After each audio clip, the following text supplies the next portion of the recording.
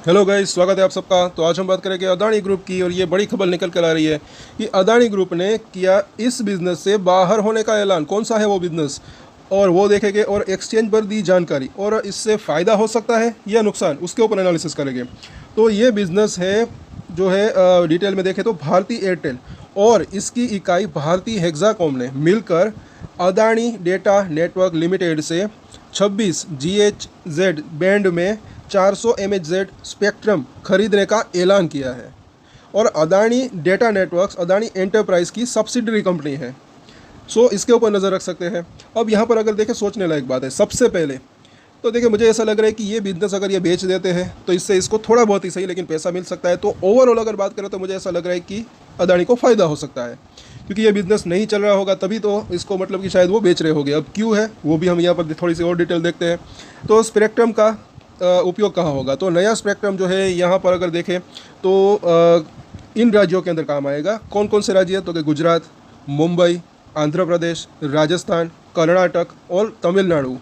और भारती एयरटेल में Adani data networks के स्पेक्ट्रम को अधिग्रहण करने के लिए करार किया है, और कंपनी 26 GHz बैंड के अंदर 400 मेगाहर्ट्ज स्पेक्ट्रम का अधिग्रहण करेगी। और भारतीय एयरटेल के ऊपर भी नज़र रख सकते हैं, इसको फ़ायदा होने की संभावना रह सकती है, क्योंकि इनके काम आ सकता है ये। आगे थोड़ी डिटेल देखें तो अदानी डेटा नेटवर्क्स ने ये स्पेक्ट्रम साल 2022 की नीलामी में लिया था। कंपनी ने इसके लिए 1200 नहीं बल्कि 212 करोड़ रुपए की बोली लगाई थी। हालांकि 2.5 साल बीत जाने के बावजूद अभी तक कंपनी सेवाएं शुरू नहीं कर सकी, और कंपनी सरकार के दिए रोल आउट ओब्लिगेशन को पूरा नहीं कर सकी, इसलिए शायद अब वो बेच रही होगी, इस बिज़नेस से बाहर हो रही होगी। डील से एयरटेल को क्या मिलेगा, तो 5G सेवाओं को और मजबूत करने का मौका मिलेगा। इंडोर और एंटरप्राइज डेटा नेटवर्क की स्पीड बेहतर होगी, इसलिए मैंने कहा है कि भारतीय एयरटेल के ऊपर चाहे तो अपनी नज़र बना के रख सकते हैं। और कम लेटेंसी और हाई बैंडविड्थ वाले उपयोग जैसे स्मार्ट सिटी इंडस्ट्रीज़ 4.0 के लिए भी स्पेक्ट्रम सपोर्ट मिलेगा।